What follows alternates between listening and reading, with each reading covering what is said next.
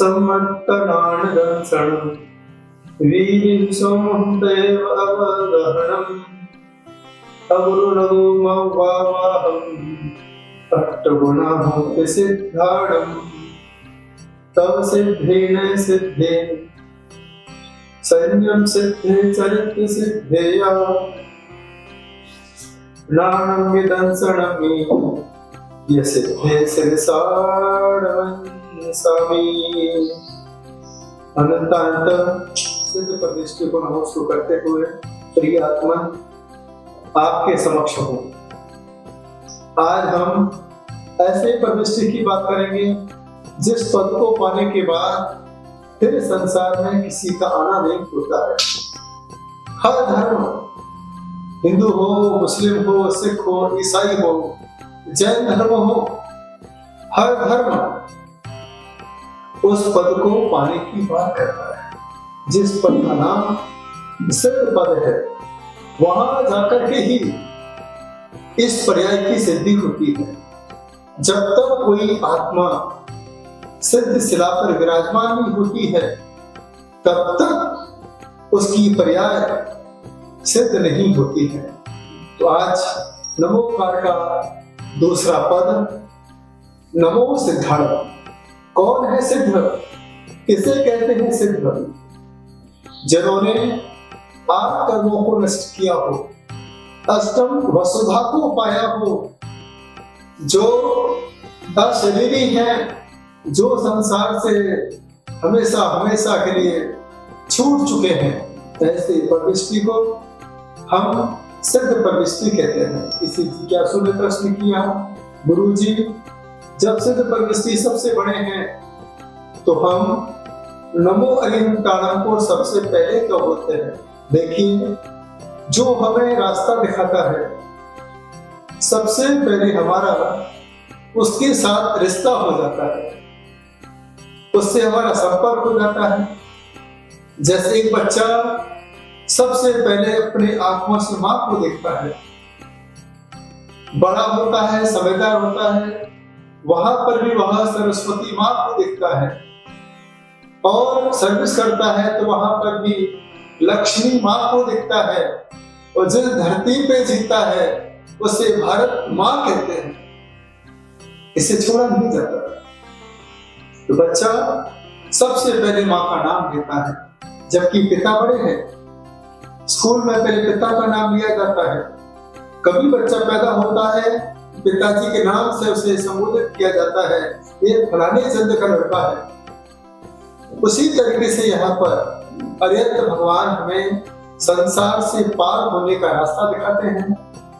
अरिहंत भगवान को देख करके, उनकी समता को देख करके, उनके भावों को देख करके हमें अरिहंत के समान बनने के भाव पैदा होते हैं। जब अरिहंत के समान बनने के भाव पैदा होते हैं, यही अरिहंत के भाव हमें सिद्धियों की यात्रा करा दिया करते हैं। इसी भावना के साथ सबसे पहले हम गुरु के रूप में अरिहंतों को नमोस्तु करते हैं, अरिहंतों को प्रणाम करते हैं। लेकिन सिद्ध परविष्टि सबसे बड़े हैं। ये वो परविष्टि हैं जो दिखाई नहीं देते हैं, अशरीरी हैं, किंचित न्यून उनका शरीर हो चुका है, इसलिए उनको देख करके आभास नहीं होता है ये कैसे परविष्टि है। लेकिन अरिहंतों के प्रभाव से ही हम सिद्धों की यात्रा करते हैं, सिद्धों तक पहुंचते हैं। 8 कर्मों को जिन्होंने नष्ट किया है, 8 कर्म कौन से हैं? तो याद करने का सबसे बढ़िया तरीका है, कोई भी इसे याद कर सकता है। मैं तो इतना कहता हूँ, जिन्हें 8 कर्म याद नहीं है वो कभी 8 कर्मों को नष्ट नहीं कर सकता। 8 कर्मों को नष्ट करने के लिए हर इंसान को 8 कर्म याद करना होंगे। संसार के सारे कर्म आपको पता है कि सुबह आपको दुकान का कर्म करना है, घर का कर्म करना है, बच्चों की पढ़ाई का कर्म करना है, यात्रा का कर्म करना है। तो सारे कर्म संसार के तो पता है कि संसार से कैसे बाहर निकला जाए, ऐसे 8 कर्मों का पता किसी को नहीं है। 8 कर्म होते हैं, सभी को पता है, उनके नाम बहुत सरल है। यहाँ पे हाथ लगा के ये ज्ञान का क्षेत्र है। ज्ञानामणि, आंखों में दर्शनामणि, डॉक्टर जब हार्ट टच करता है तो वेदनीय, माँ बच्चे को हृदय से लगाती है तो मोहनीय, जितने बाल हैं आयु कर्म है, पैरों से हम चलते हैं नाम कमाने के लिए, ये पैर हमारे लिए नाम कर्म है। उच्च गोत्र है, नीच गोत्र है, हाथों को ऐसे उठाते ही पता लगता है कि उच्च गोत्र है, और जब चौके में बात आ जाता है तो अंतराय कर्म हो जाता है। अब देखिए याद हुआ करें, यहाँ पे हाथ लगाओ, निकला ना देखो, ज्ञानामणि आंखों वाला, दर्शनामणि डॉक्टर वाला, वेदनीय माँ वाला, मोहनी बालों वाला, आयु कर्म पैरों वाला, चलने वाला नाम कर्म, हाथों वाला गोत्र कर्म, बात आ गया तो अंतराय कर्म। ऐसे 8 कर्म के नाम सभी को याद होना चाहिए। सिद्ध भगवान ने 8 कर्मों को नष्ट किया। जब उन्होंने ज्ञानामणि कर्म को नष्ट किया तब उन्हें अनंत ज्ञान की प्राप्ति हुई। दर्शनामणि कर्म को नष्ट किया तो उन्हें अनंत दर्शन की प्राप्ति हुई। इसके बाद उन्होंने मोहनी कर्म को नष्ट किया, अनंत सुख की प्राप्ति हुई। इसके बाद उन्होंने अंतराय कर्म को नष्ट किया तो उन्हें अनंत वीर की प्राप्ति हुई। इसके बाद उन्होंने वेदनी कर्म को नष्ट किया, अव्यवहार सुख प्राप्त हुआ। आयु कर्म को नष्ट किया, अवगाहन सुख प्राप्त हुआ।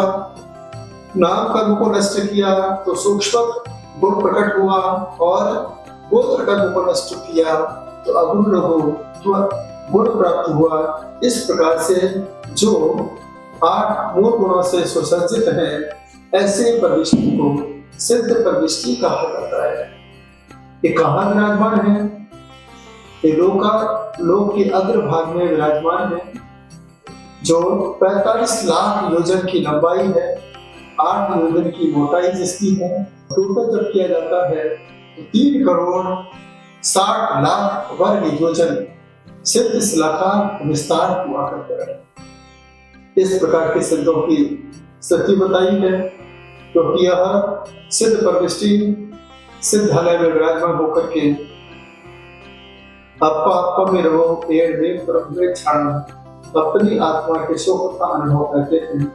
पंचम काल है। इस पंचम काल में सिद्ध भगवान तो पंचम काल में बन नहीं सकते हैं, लेकिन पंचम काल में हम लोग सिद्ध क्षेत्रों की यात्रा तो कर सकते हैं। तो सिद्ध क्षेत्र है, यहाँ पर सबने शिखर है, गिरनार जी है, चंपापुरी है, पावापुरी है, अष्टापद है, ये पंच तीर्थ है जो सिद्धों की सिद्ध भूमि है। यहाँ पर आकर के आप सिद्ध भूमि पर सिद्ध प्रविष्टि की और शक्ति का ध्यान चिंतन मनन कर सकते हैं। उनका अनुभव आप अपने जीवन में कर सकते हैं। जैसा कहा जाता है कि सम्मित शिखर एक शाश्वत तीर्थ है, वहीं से ही सारे तीर्थंकर निर्माण को प्राप्त हुआ करते हैं। लेकिन यह हुंडाप सरपड़ी काल का दोष है। पंचम काल चल रहा है, जो नहीं होना है वो हुंडाप सरपड़ी काल के प्रभाव से हो रहा है। इसीलिए गिरनार जी से नेमिनाथ भगवान मोक्ष गए, चंपापुरी से वासुदेव भगवान जी मोक्ष गए, पावापुरी से हमारे भगवान महाबलेश्वर मोक्ष गए, और अष्टापद से हमारे पहले तीर्थंकर ऋषभदेव निर्वाण पद को प्राप्त हुए। आप जब सिद्ध क्षेत्र पर जाएं, वहां पर अरिहंतों को याद ना करें, वहां पर सिर्फ सिद्धों की आराधना करें। अरिहंतों को जाप में लाए, पाठ में लाए, एक ध्यान आपका सिद्धों का होना चाहिए। क्योंकि जब डॉक्टर के पास जाते हैं तो ध्यान डॉक्टर का ही रहता है, वकील के पास जाते हैं तो वकील का ही रहता है, शिक्षक के पास जाते हैं तो ध्यान शिक्षक की तरफ ही रहता है, भगवान के मंदिर में जाते हैं तो भगवान पर ध्यान रहता है, साधु के पास जाते हैं तो ध्यान साधु पर रहता है, तो सिद्ध क्षेत्र में जाते हैं तो ध्यान बोलिए सिद्ध क्षेत्र पर ही जाना चाहिए। सिद्धों की तरफ आपका ध्यान जाता रहेगा। नियम से आपकी यात्रा सिद्ध क्षेत्र की यात्रा होगी। यदि आपने वहां पर जाके अरिहंतों को याद किया, अरिहंतों की पूजन किया, अरिहंतों का ही सिर्फ ध्यान किया, वह आपके लिए सिद्ध क्षेत्र नहीं हो सकता है। जब आपकी यात्रा प्रारंभ हो, आपके मुंह से एक ही शब्द निकलना चाहिए, ओम नमः सदेव्याय, ओम नमः सदेव्याय, ओम नमः सदेव्याय। इस प्रकार की जाप आपके मुंह से निकलना चाहिए। कितने बार निकलना चाहिए? जब तक तुम्हारी यात्रा पूरी ना हो जाए, एक ही शब्द आपके मुंह से निकले, ओम नमः सदेव्याय। क्योंकि यहाँ की मिट्टी मिट्टी कण कण पूजनीय है, और उस कण कण में हम ओम नमः सदेव्याय, जो भी यहाँ से साधक सिद्ध गति की यात्रा कर चुके हैं, मैं उन्हें प्रणाम करता हूँ, नमस्कार करता हूँ। सिद्ध क्षेत्र पर जाए तो वहां पर हर टॉप की 3 परिक्रमा लगाए, नॉर्थ ईस्ट कोने में खड़े होके 3 बार उच्चारण करें, ओम नमः सदेव्याय। इस प्रकार से हर टॉप के ईशान कोण में खड़े होकर के पता कैसे चलेगा? ईशान कोण है, कंपास लेके जाइए, अपने आप पता चल जाएगा। इसीलिए तो लिखा है, भाव सहित बंधे जो कोई, ताहे नरक पशु गति नहीं हुई। अरे वहां जाकर के वह पशु भी समझदार हो जाता है। कई बार आपने देखा होगा, आप रास्ता जब भटक जाते हो तो कोई ना कोई तिरंज जीव आपके सामने आ जाता है, रास्ता बताता है, और थोड़ी देर के बाद अपने रास्ते पे चला जाता है। कितना बड़ा प्रभाव है आज भी समेश कची सिद्ध क्षेत्र में। तिरंज जीव भी वहां जाकर के, वहां रह करके किस प्रकार से अपने जीवन में अपनी आत्मा का कल्याण करते हैं। हर जीव सिद्ध के समान हो सकता है, तो हर जीव के अंदर आत्मा है, और जिसके अंदर आत्मा है वो ही परमात्मा हो सकता है। इसलिए आचार्य कुंद स्वामी ने समय सार ग्रंथ लिखा। क्यों लिखा? सिद्ध होने के लिए। भगवद गीता लिखा, नेमिनाथ भगवान से प्रभावित होकर के श्री कृष्ण ने किसके लिए लिखा? सिद्ध होने के लिए। जितने भी आज ग्रंथ हैं, आध्यात्मिक ग्रंथ आपको सिद्ध होने का मार्ग बता रहे हैं, और जो शुद्ध हो जाता है वही सिद्ध हो जाता है। हर समय हर पल जो सिद्धों को याद करता है, एक दिन ऐसा आता है वह संयम को धारण करके, यथाजात मुद्रा को धारण करके सिद्ध शिला की यात्रा कर लिया करता है। भले पंचम काल में मोक्ष नहीं है, लेकिन पंचम काल में मोक्ष मार्ग है। इस मोक्ष मार्ग पर बढ़ने के लिए हर श्रावक अपने मन में ओम नमः सदेव्याय का जाप करे, मंदिर में भी जाए, अरिहंतों की पूजन करे, अभिषेक करे। लेकिन मैं आपसे कहना चाहता हूँ, नमोकार को सार्थक करने के लिए कम से कम मंदिर में बैठ करके एक माला ओम नमः सदेव्याय, पूर्ण स्वतंत्र निश्चल निष्काम ज्ञाता दृष्टा आत्म राम, इस प्रकार की भावना हर दिन करते रहोगे तो ही आपका नमोकार मंत्र पूरा हो सकता है।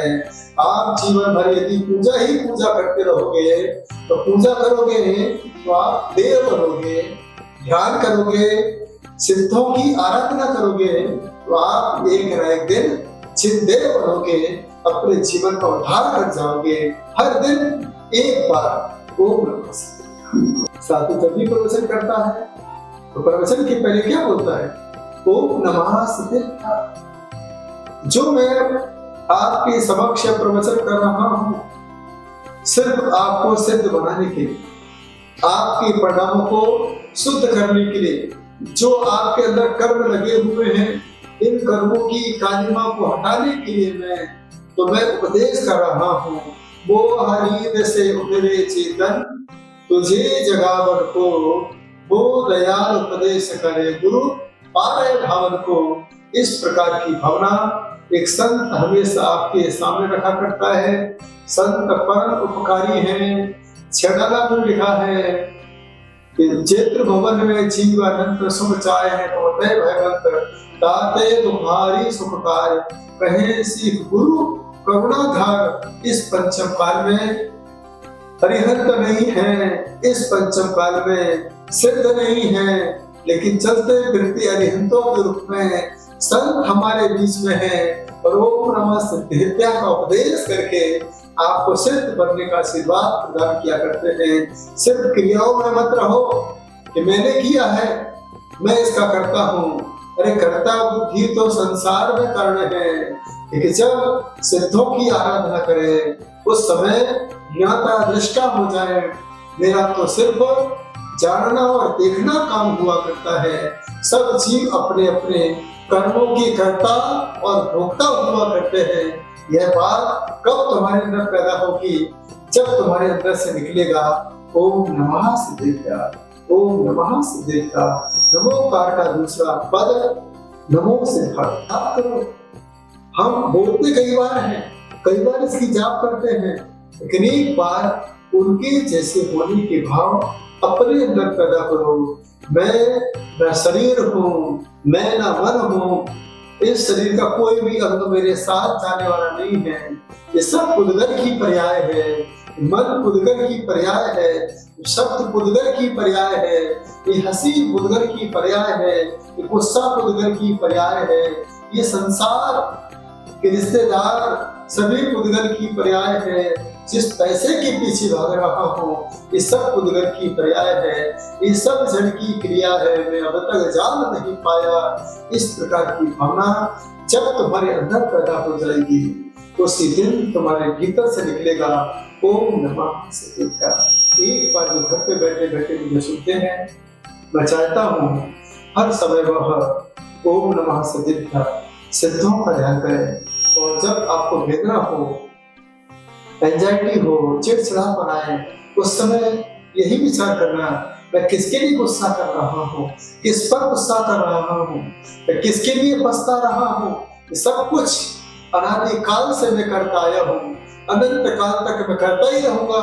अगर मैं ऐसा सोचता रहा तो यदि मैं समता में बैठ गया, मेरा कोई साथी नहीं है, आप अकेला अवतरे मरे अकेला होए, या कभू किसी जीव का साथी सगा न को। जब ऐसी भावना तुम्हारे अंदर पैदा होगी तभी आपके मुंह से निकलेगा ओम नमः सिद्धिद्या, ओम नमः सिद्धिद्या। समता के भाव अपने आप तुम्हारे अंदर पैदा होते जाएंगे।